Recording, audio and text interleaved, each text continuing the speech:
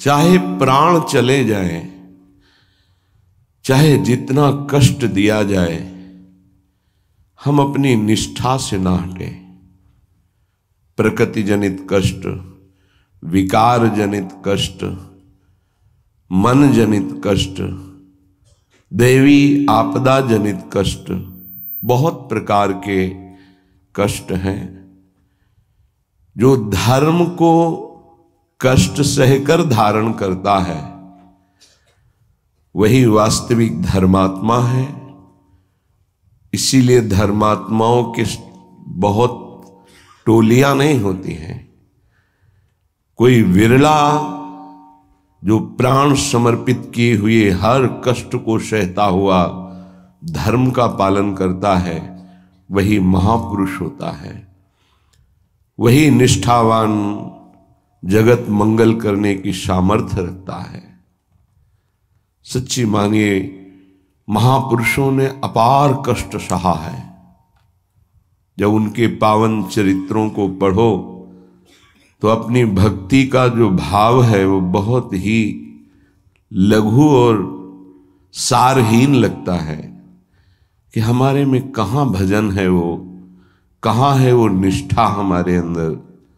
प्राणों को पुष्प की तरह न्यौछावर कर दिया अपने धर्म पालन के लिए, अपनी उपासना के लिए, अपनी निष्ठा के लिए प्राणों की आहुति दे दी और आह नहीं किया और जय ही मनाया। आपकी जय हो हे प्रभु, आपका ये जो विधान है ये मुझे परम मंगल सुखदायी है। मतलब दिमाग कहाँ नहीं करता। जब महापुरुषों के चरित्रों का अवगाहन करो तो रोने के सिवा और कोई रास्ता नहीं दिखाई देता। क्यों हो ऐसे महान कष्टों को गले लगाकर मुस्कुराते हुए प्राणों की आहुतियां दे दी केवल धर्म के लिए। इतिहास भरा हुआ है ऐसे महापुरुषों से।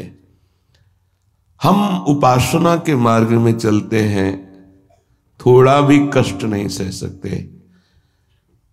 प्राकृतिक दैवी आपदा इनकी बात नहीं कर रहा, केवल इंद्रियों की विलासता। रसेंद्री अच्छे अच्छे पदार्थ पाना चाहती, जनेन्द्री शरीर भोग करना चाहती, श्रवणेन्द्री मनोरंजन सुनना चाहती, एक एक इंद्री प्रकृति के सुखों को भोगना चाहती। जहां नाम मात्र केवल है, सुख नहीं है।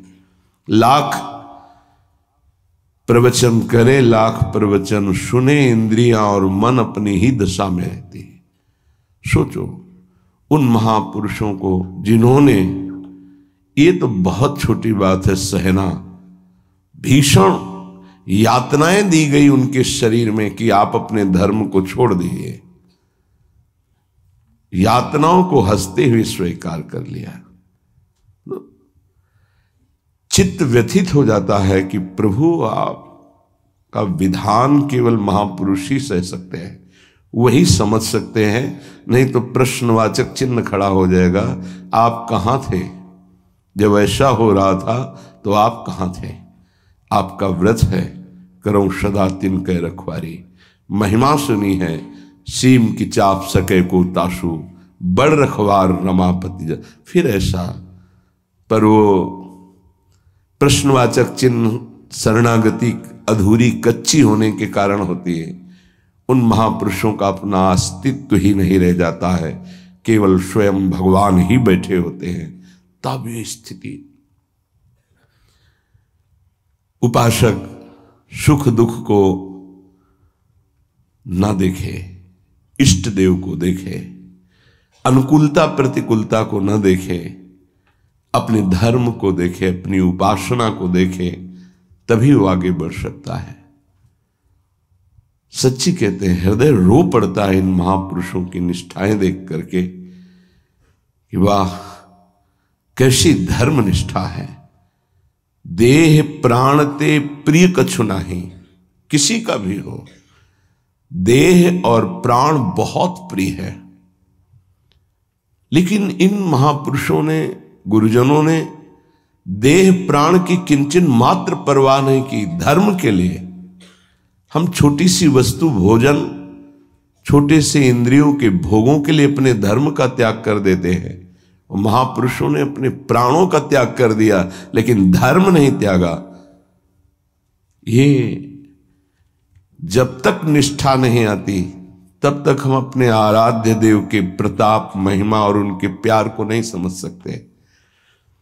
अनुकूलता को, सुख को, सम्मान को तो कोई भी कृपा मान के स्वीकार ही करेगा, लेकिन प्रतिकूलता को, अपमान को, दंड को, तिरस्कार को जो कृपा मान करके सहता है, उसे महाभागवत कहते हैं, उसे महापुरुष कहते हैं, उसे भक्त कहते हैं।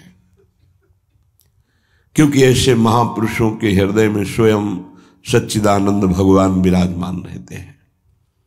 ये संसार बड़ी आग की ज्वाला है। आपको इसलिए नहीं दिखाई दे रहा, आपका चश्मा ठीक नहीं है, नेत्र ठीक नहीं है। नाम जप कीजिए, निरंतर नाम जप कीजिए, फिर देखिए कैसा लगता है आपको ये संसार। एक अजीब स्थिति आती है, एक अलौकिक स्थिति आ जाती है, कुछ अच्छा नहीं लगता। मिलना, बात करना, कोई भोग भोगना, कोई ऐश्वर्य, कोई पदवी, कुछ नहीं। एक ऐसी आग जलती है सच्चिदानंद की, ये सब झूठा आकर्षण क्षण में नष्ट हो जाता है। अभी हमारी मलिन दृष्टि है तो हमको संसार प्यारा लगता है, असत प्यारा लगता है। संसार में तत् 10 दिशों, 10 दिशाओं में इस संसार में कहीं सुख नहीं है। दुखालयम अशाश्वतम, भगवान कह रहे हैं, महापुरुष कह रहे हैं, हमें सुख दिखाई दे रहा है। हमारी बुद्धि पतित हो चुकी है, मलिन हो चुकी है।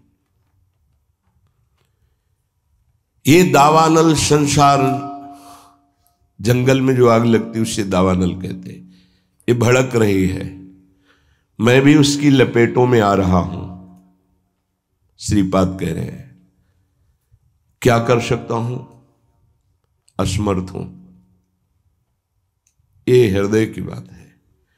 हा वृंदारण्य काम क्रोध लोभाद्यति बल बहल व्याल संकीर्ण में तत्। ये काम क्रोध लोभ आदि अनेक बलवान सर्प हैं जो अपनी कुंडली में फंसा करके डस लेते हैं और उनका विष चढ़ जाता है। कुछ तो ऐसे लील ही जाते हैं, अजगर आदि।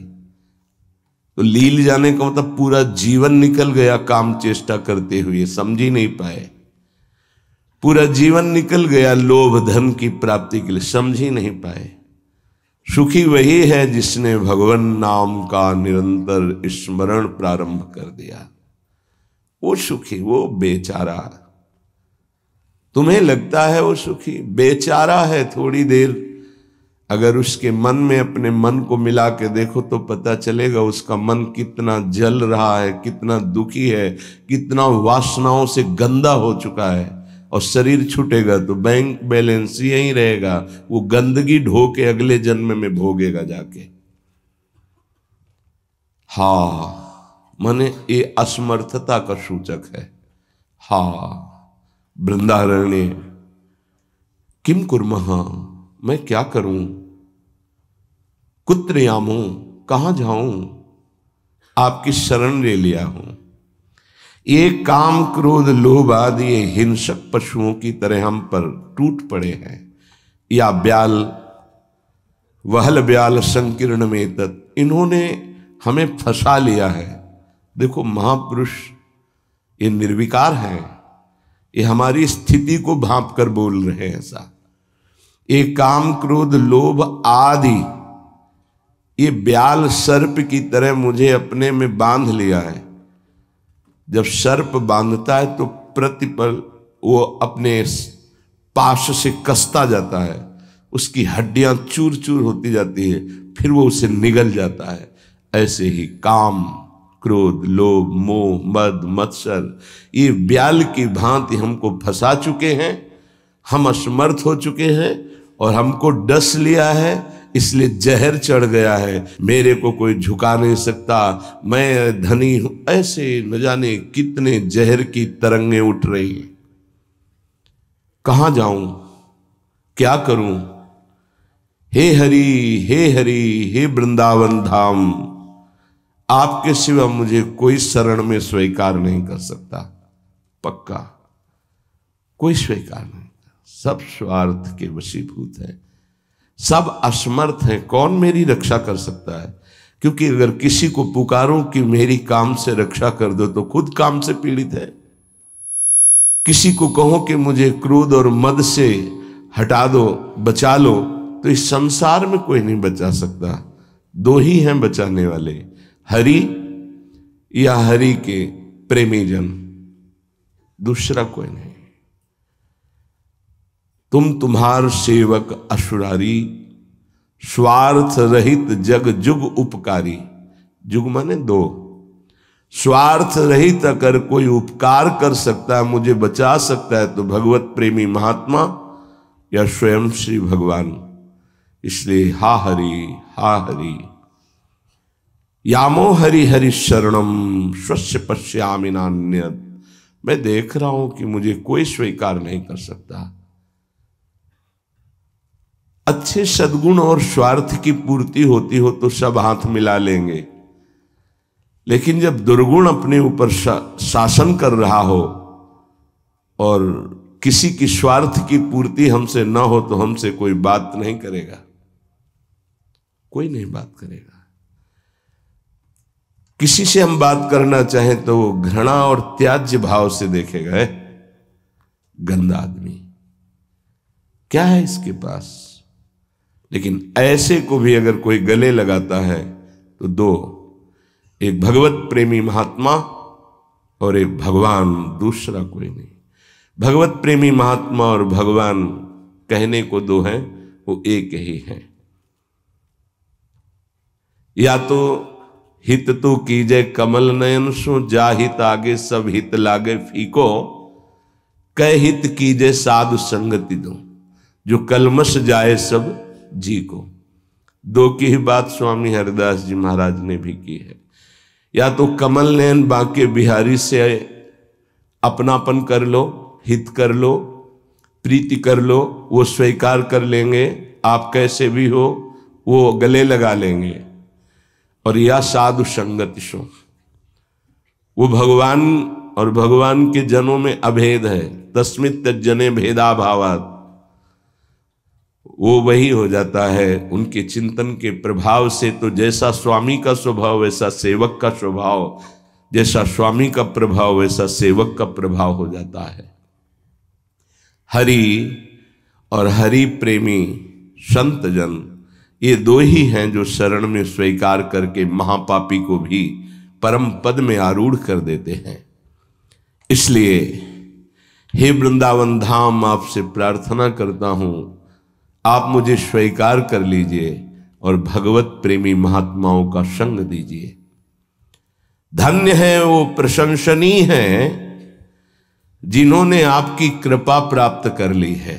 वृंदावन की कृपा रसिक संग सुखकारी, पक्का समझना।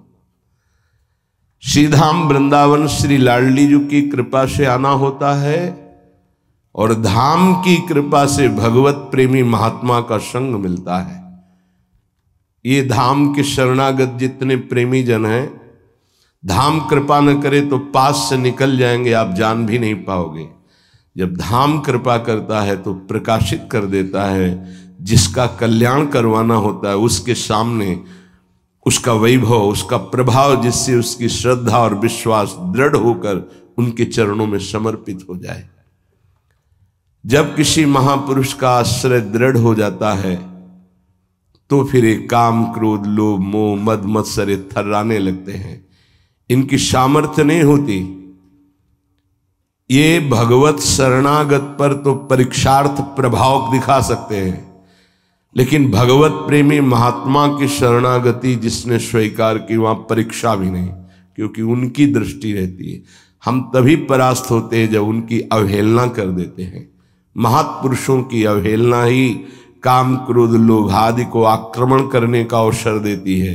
यदि हम महापुरुषों के अधीन वृत्ति रखें तो काम क्रोध आदि की वृत्ति का प्रवेश भी नहीं हो सकता।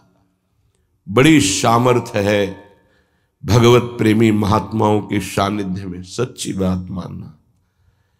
क्योंकि अनंत महिमा युक्त प्रभु का नाम, प्रभु के चरणारविंद का आश्रय दृढ़ होता ही उन्हीं से है।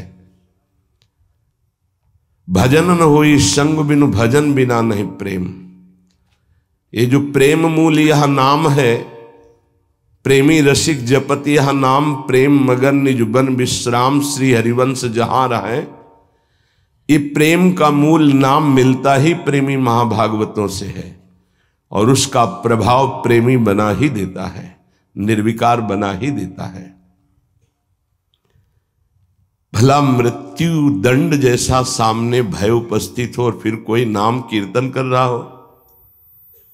कैसे आश्चर्य की बात है कि शरीर को बड़ी पीड़ा पहुंचानी, बहुत प्रकार से प्रताड़ित करना, नाना प्रकार के दुख एक साथ उपस्थित हो जाए और वो गीत गा रहा हो, बड़ा मुश्किल। ये निष्ठा का प्रभाव होता है।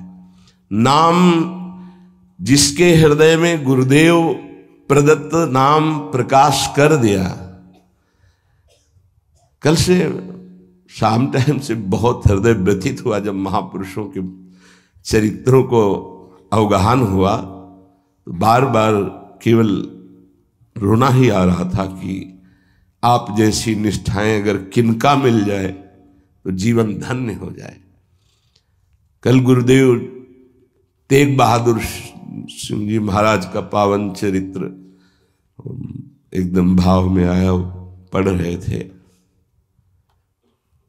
कश्मीर के पंडितों को जब औरंगजेब ने हुक्म किया कि सब इस्लाम धर्म को स्वीकार करो नहीं तो कत्लेआम कर देंगे, और किया उसने बहुत कत्लेआम, समय दिया उसने। भागे वो लोग। उस समय महामहिम गुरु गादी पर तेग बहादुर सिंह विराजमान थे।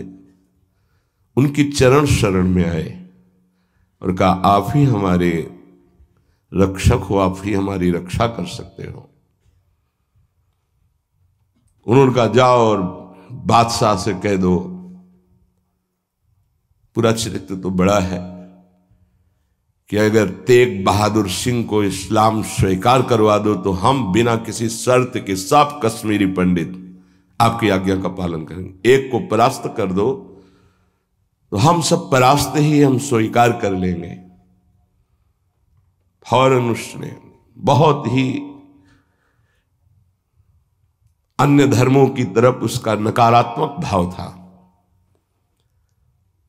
उसने आदेश किया बंदी बना के तुरंत तेग बहादुर सिंह को दिल्ली में उपस्थित किया जाए। सैनिक गए। बल विक्रम गुरु गादी में प्रथम से चला आ रहा है। उनके पार्षद और उनकी सेना तेग बहादुर सिंह की स्पर्श नहीं करोगे। गुरु तेग बहादुर सिंह के सामने शर्त रखी कि बादशाह के सामने तुम चलते हो या तुम्हें बंदी बना के ले चले। उनका तुम चलो, हम सत्य पर चलने वाले हैं, हम स्वयं चल के आ जाएंगे, तुम्हें बंदी बनाने की जरूरत नहीं। बहुत ही नाम कीर्तन होते हुए, भगवत भक्ति का प्रचार करते हुए, खूब झूमते हुए पहुंचे। बादशाह ने तत्काल उनको काबू में किया। देखा कि अब वो तो अपने वैभव के साथ बंदी बना लिया और कहा हमारे धर्म को स्वीकार करो। तो उनका दुनिया में यदि एक ही धर्म चलाना होता तो भगवान ने अन्य धर्मों की स्थापना क्यों की? इसका मतलब है अपनी अपनी जगह अपने धर्म का पालन करना परम कर्तव्य है। तो तुम अपने धर्म में मुझे कैसे बदल सकते हो? तुम्हारी सामर्थ्य नहीं है। बड़ी कष्टप्रद परिस्थिति प्रकट की उसने, बहुत ही क्रूर कर्मी। एक नहीं बहुत महापुरुषों को बहुत प्रकार से दंड दिया है इसने। एक लोहे के पिंजड़े में गुरु तेग बहादुर सिंह को बंद कर दिया। सैनिकों को, उसके पास अपार सैन्य बल था, तत्काल बंदी बना लिया गया। बहुत दिन तक उनको प्रताड़ित किया गया लोहे के पिंजड़े में, बहुत तरह से। हर बार वो उनसे जब पूछते, अगर आप स्वीकार करें तो जो पद कहे मैं अपने राज्य का बादशाह था और मैं दे सकता हूं, अगर नहीं स्वीकार करते तो परिणाम तुम्हें भयंकर भोगना होगा। तो उन्होंने हंसते हुए कहा कि प्रभु ने जिस धर्म में मुझे स्थापित किया है, तेरी सामर्थ्य क्या है, कड़वे ही शब्दों से, तेरी सामर्थ्य क्या है कि मुझे परास्त कर सके। और उस समय उन्होंने पद गाया, भाई मैं धनु पाइयो हरि नाम, मन मेरो धावन ते छूटियो, करी बैठो विश्राम।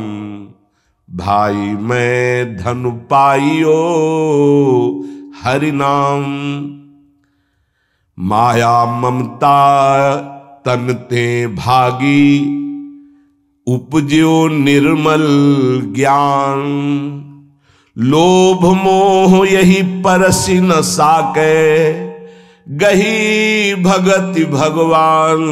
भाई मैं धन पाइयो हरि नाम। देखो, भीषण प्रताड़ना, कष्ट, मृत्यु भय उपस्थित,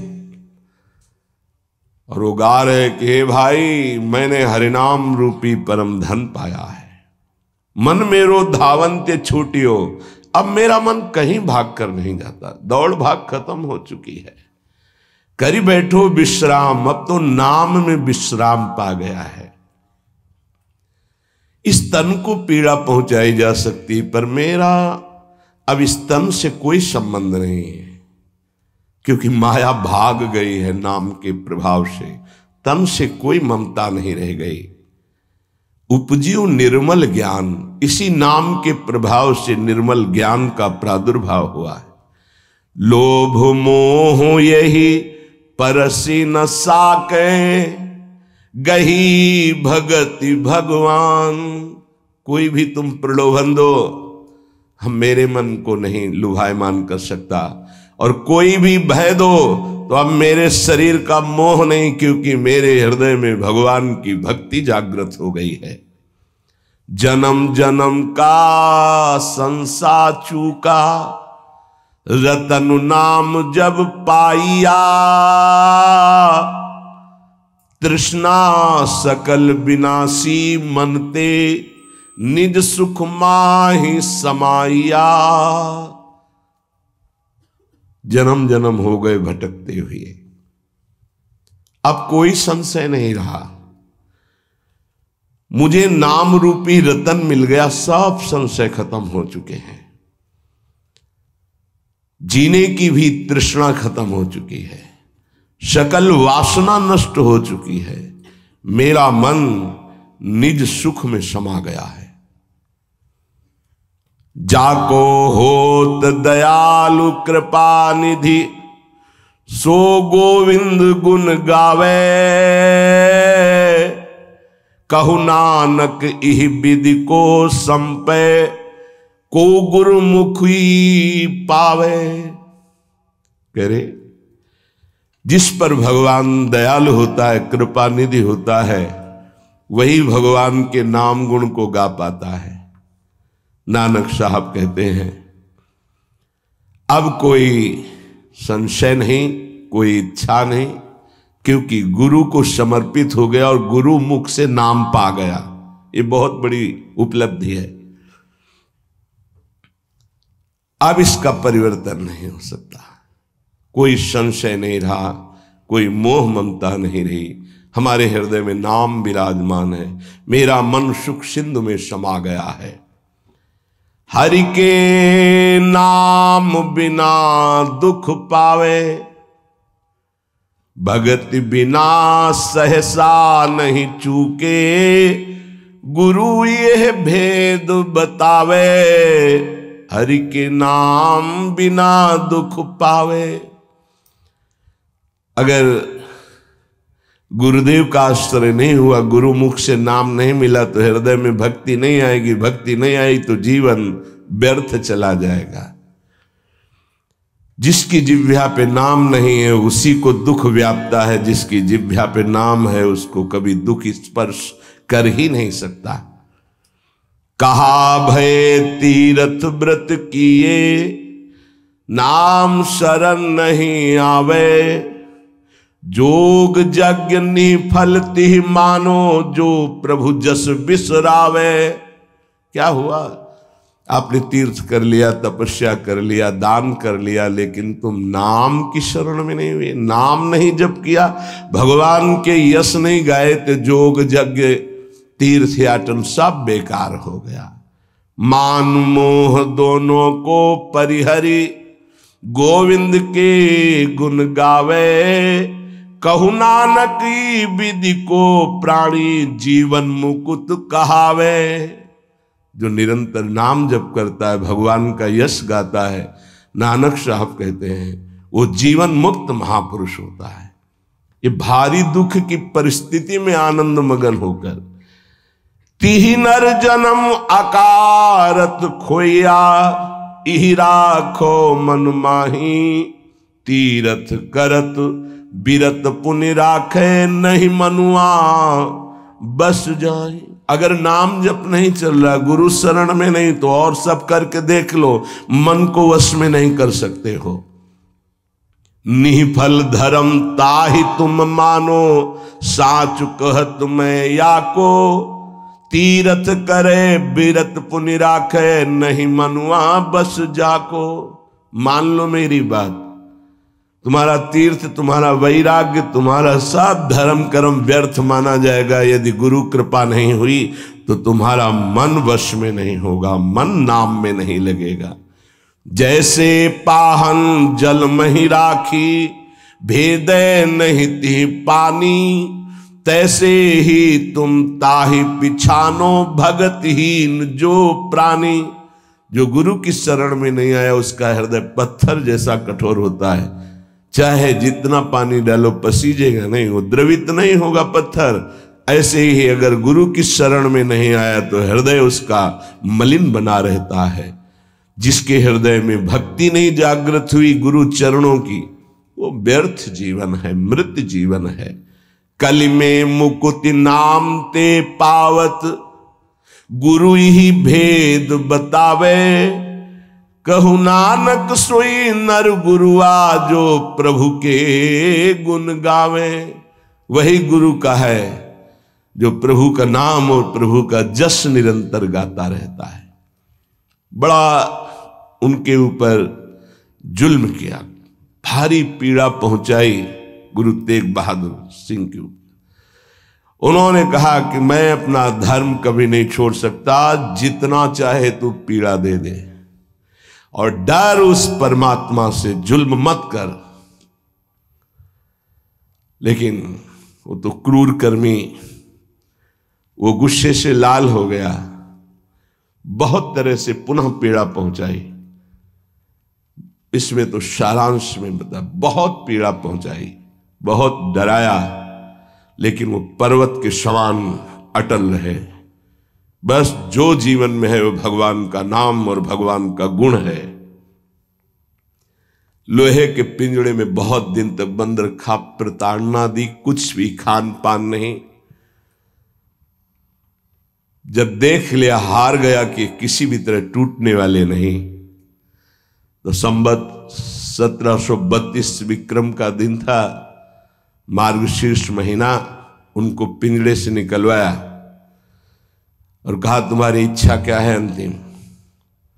उन्होंने स्नान की इच्छा जागृत की और एक बट वृक्ष था उसके नीचे बैठे और गुरु साहब का ध्यान करते हुए, जपू जी नाम का उनके यहाँ कुछ, उसका पाठ किया और ध्यानस्थ हो गए।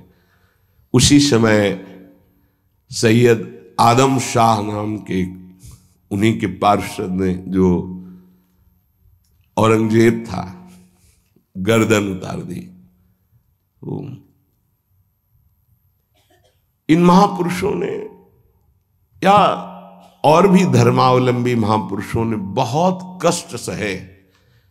सोचो जरा, अगर ऐसी थोड़ी सी भी बात प्रतिकूल हो जाती है तो भगवान पे संशय कर लेते हो। जरा इन गुरु साहब महापुरुषों की बात जरा ध्यान देकर देखो। अपने धर्म को नहीं त्यागा, भयानक पीड़ा पाई। ऐसे चमड़ी सहित बाल नोचवा लिए गए, तप्त कड़ाहे पे बैठाल कर ऊपर से चलती हुई तप्त बालू डाली गई, कीले ठोक दी गई, घाव के घाव अंगों में कर दिए गए।